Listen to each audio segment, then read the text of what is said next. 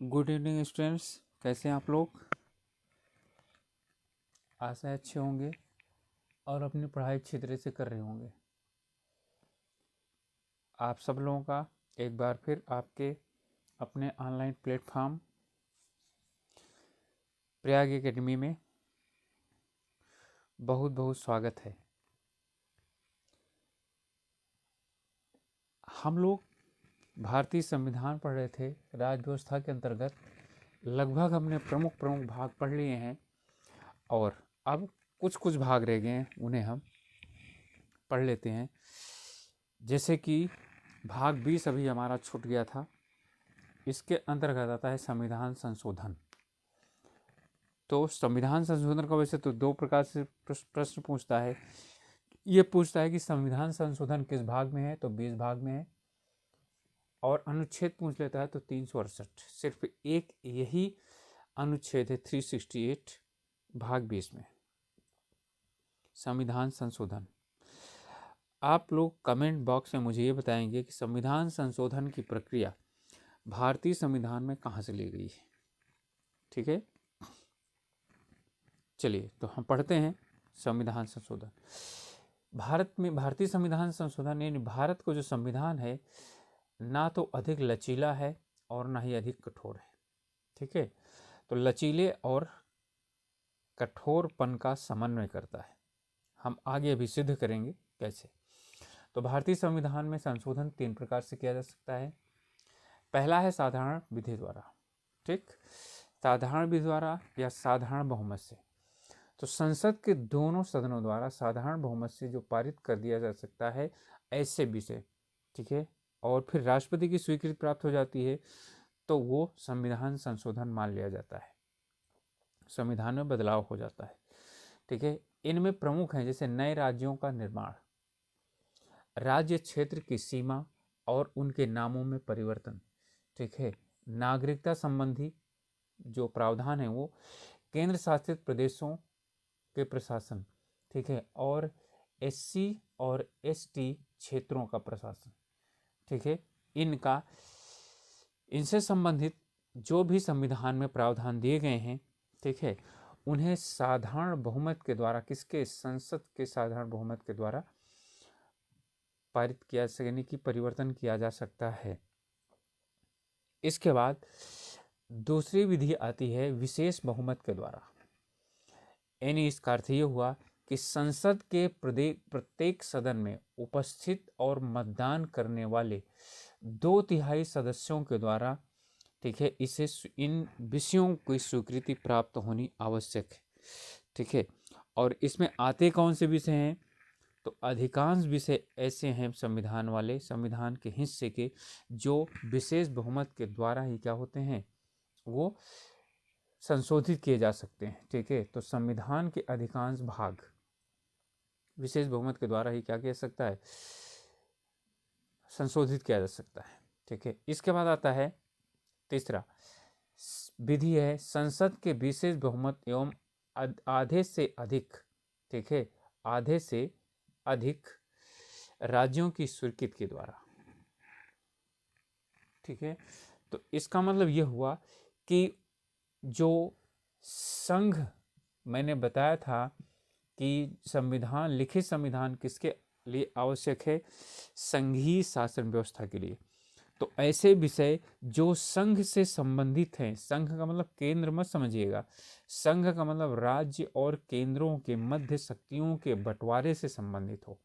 ठीक है, उन शक्तियों में आपस में जहां टकराहट हो सकती हो, ठीक है, तो उनका जब संविधान उनके विषय में संशोधन करना हो या उन विषयों में संशोधन करना हो तो संसद का विशेष बहुमत, विशेष बहुमत का मतलब क्या हुआ, 2/3, अलग अलग सदनों में 2/3 सदस्यों द्वारा पारित और आधे से अधिक राज्यों की स्वीकृति उसके लिए आवश्यक है। इसके अंतर्गत आते हैं राष्ट्रपति का निर्वाचन एवं निर्वाचन की पद्धति।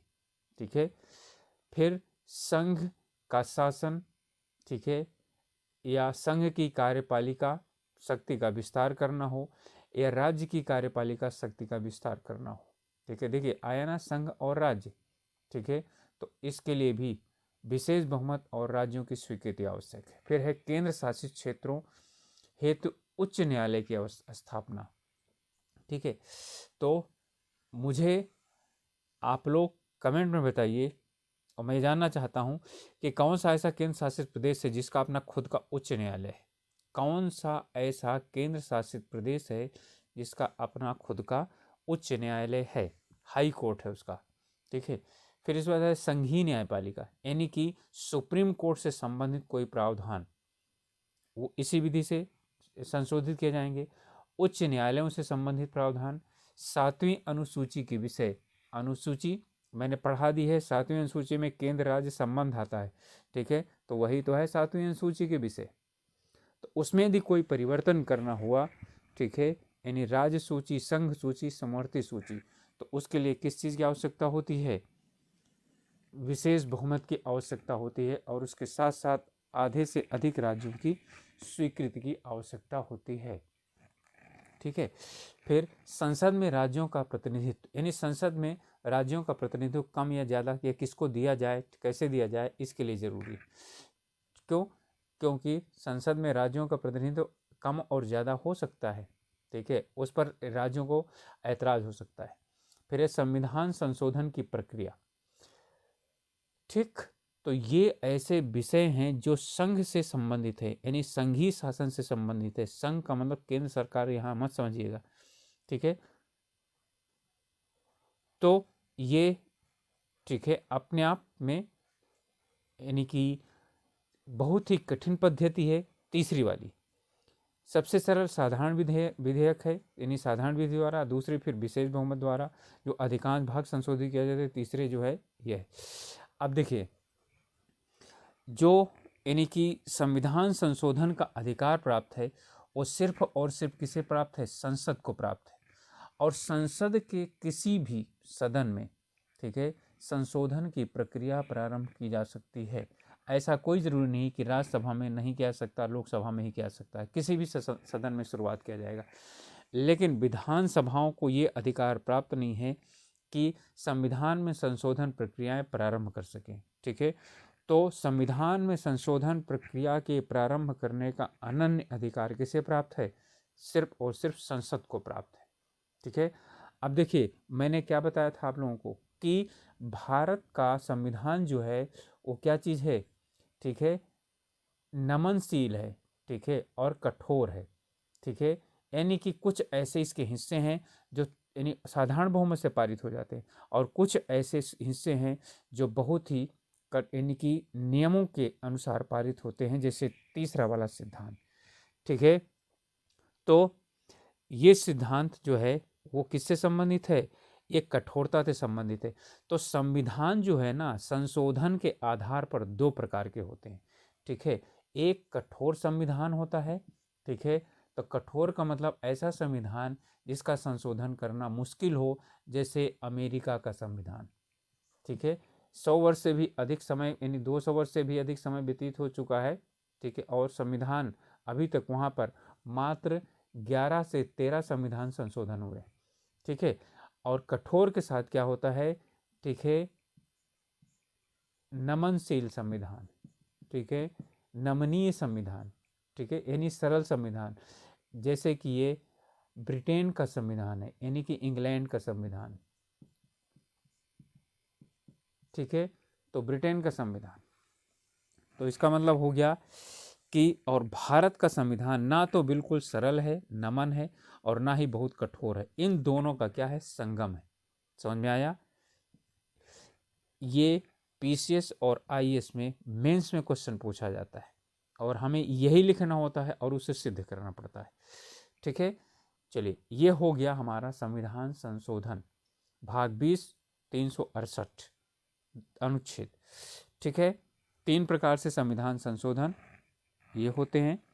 फिर इसके बाद आता है हम कुछ और भी आगे जो है ना जानकारी के लिए पढ़ लेते हैं।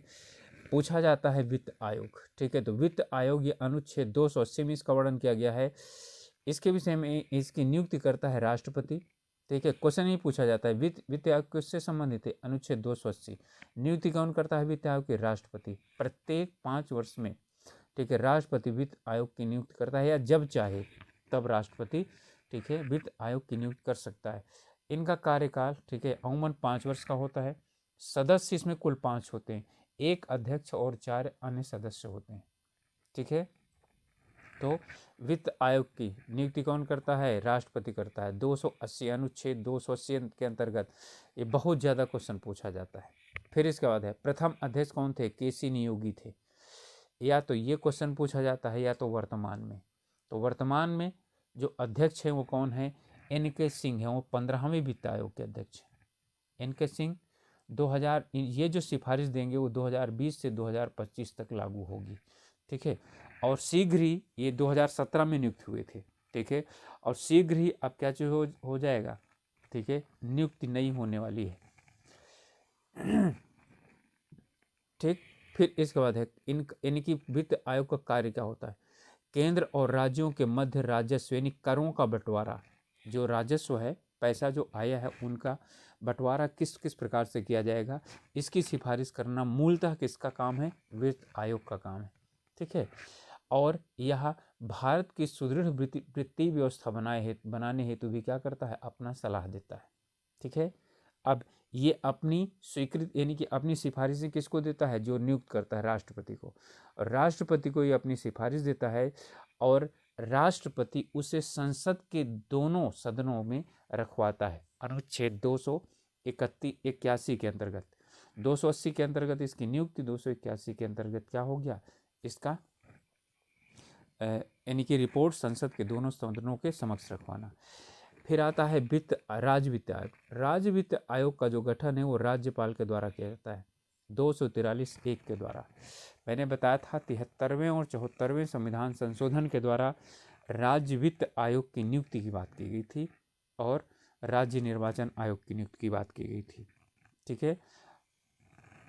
और जो पंचायती राज है वो किसमें? संविधान में संशोधन की करके ही क्या किया गया था? जोड़ा गया था, ठीक है। चलिए, ये तो हो गया वित्त आयोग। इसके बाद आता है सरकारी आयोग। तो सरकारी आयोग 1983 में गठन किया गया था। इसमें क्वेश्चन सिर्फ यही पूछता है कि सरकारी आयोग किससे संबंधित था? तो केंद्र और राज्यों के मध्य संबंध से संबंधित था, ठीक है। केंद्र राज्य संबंध से संबंधित था ये। इसके अध्यक्ष है जस्टिस R.S. सरकारिया। ये 3 सदस्यीय वो था और जिसने अपने 247 सुझाव दिए थे, ठीक है। और इनका अंतिम जो सुझाव प्रदान किया गया था 1988 में, ठीक है। अंतिम सुझाव इन्होंने अपना प्रदान किया गया था। इसके बहुत से सुझाव मान लिए गए थे और बहुत से सुझाव अभी भी पेंडिंग में पड़े हुए हैं, ठीक है, और स्वीकार नहीं किए गए हैं। चलिए, इसके बाद आता है इसी से संबंधित एक और यानी कि मदन मोहन पुंछी। ये भी जस्टिस यानी CJI थे भारत के, ठीक है। तो मदन मोहन पुंछी MM पुंछी द्वारा यानी कि एक उनके अध्यक्षता में आयोग गठित किया गया 2007 में, ठीक है। ये भी केंद्र राज्य संबंध से संबंधित था। इन्होंने अपनी 2008 में वो दिया था, संस्तुति दी थी। इनका मुख्य कार्य था कि जो सरकारी आयोग ने जो सिफारिशें दी है उसे कहाँ तक लागू किया जाना चाहिए और उसमें क्या सुधार किया जाना चाहिए जिससे कि वो और भी अच्छी तरीके से लागू की जा सके, ठीक है। और जो सरकारी आयोग के सुझाव लागू किए गए हैं उनका प्रभाव क्या रहा है, ठीक है।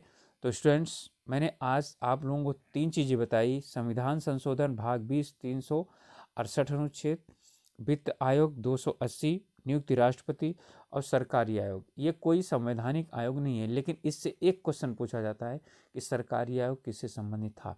तो मैंने दोनों बता दिए। केंद्र राज्य संबंध से अभी तक जो अच्छे और बड़े आयोग गठित किए गए हैं वो सरकारी आयोग 1983, इसने रिपोर्ट अंतिम रिपोर्ट 1988 में दी है, ठीक है।